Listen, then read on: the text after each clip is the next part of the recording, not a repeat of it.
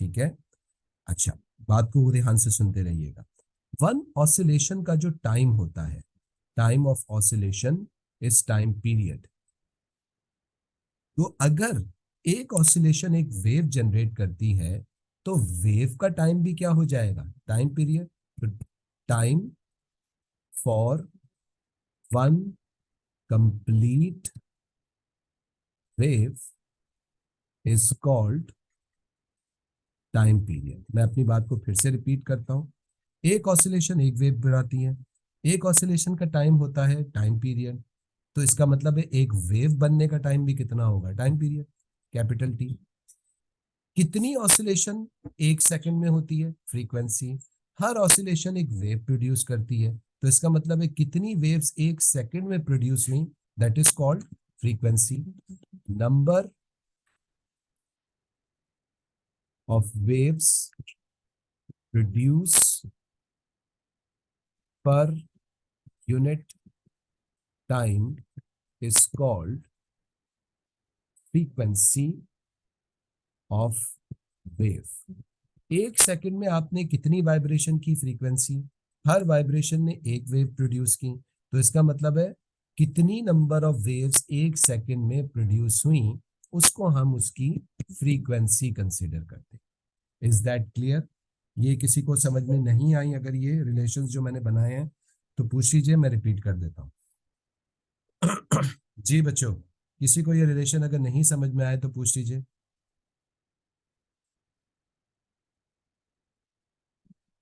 Fariha, Zaid, Imad, Asad, Zarif, Mashood, Ayesha. Sir idea sir. Clear है sir.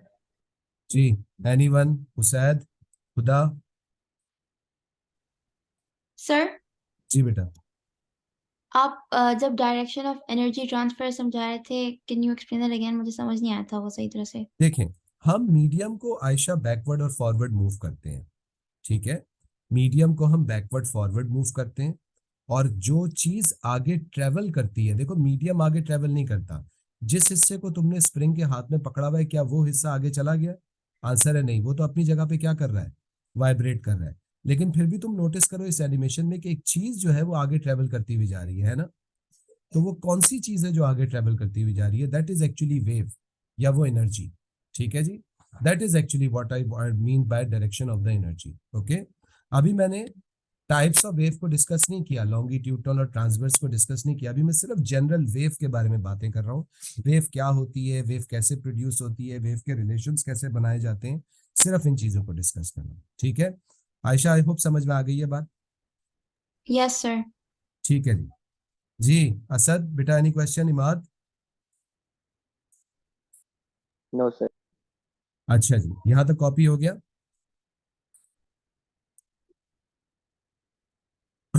जी sir. अच्छा जी, एक ऑसिलेशन एक वेव प्रोड्यूस करती है, ठीक है।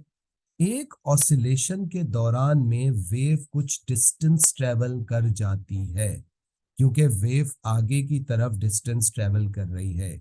एक ऑसिलेशन में जो डिस्टेंस वेव ट्रेवल करती है उसको उसकी वेवलेंथ कहा जाता है।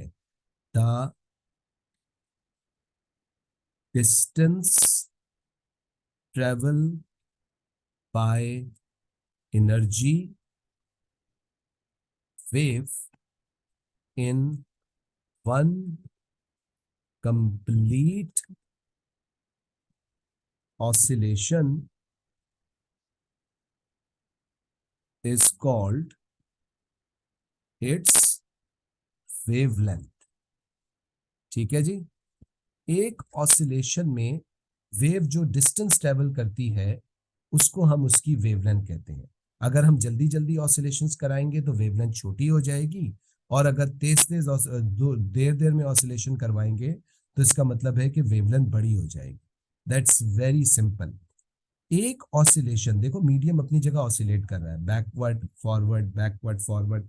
इस ऑसिलेशन के दौरान में वेव जो है, एनर्जी जो है वो आगे की तरफ डिस्टेंस ट्रेवल कर रही है। एक ऑसिलेशन के दरमियान में वेव जितना डिस्टेंस आगे खिसक जाती है, आगे मूव कर जाती है, उसको हम उसकी वेवलेंथ कहते हैं। ठीक है जी। और वेवलेंथ के लिए हम एक खास सिंबल बनाते हैं जिसका सिंबल होता है ये उल्टा वाई, जिसको हम कहते हैं लैम्डा। ठीक है जी। वेवलेंथ डिस्टेंस ट्रेवल है। अगर ये डिस्टेंस ट्रेवल है तो इसका यूनिट सिंपली क्या होगा, metre. Metre is the unit of wavelength. Distance है तो ये कैसी क्वांटिटी है, ये एक स्केलर क्वांटिटी है। It is not a vector quantity, it is just a distance travel. ठीक है जी, क्लियर है ये चीज। वेवलेंथ की डेफिनेशन सबको समझ में आई है जी। जी जी सर। सर।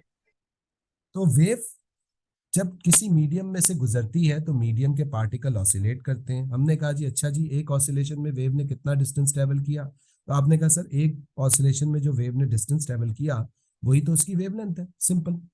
अच्छा जी, जब वेव किसी मीडियम में से गुजरती है तो मीडियम के पार्टिकल ऑसिलेट करते हैं, अपनी जगह से डिस्प्लेस करते हैं।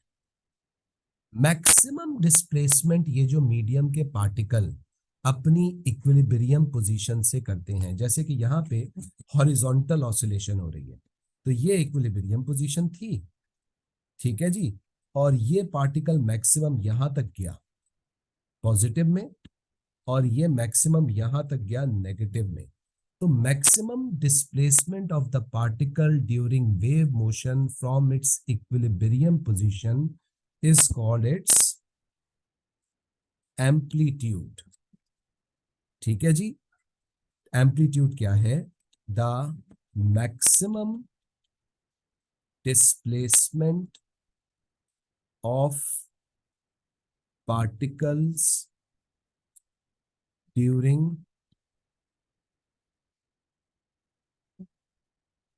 Wave motion from its equilibrium position is called its amplitude। क्योंकि ये डिस्प्लेसमेंट है। ठीक है जी, दिस इज डिस्प्लेसमेंट।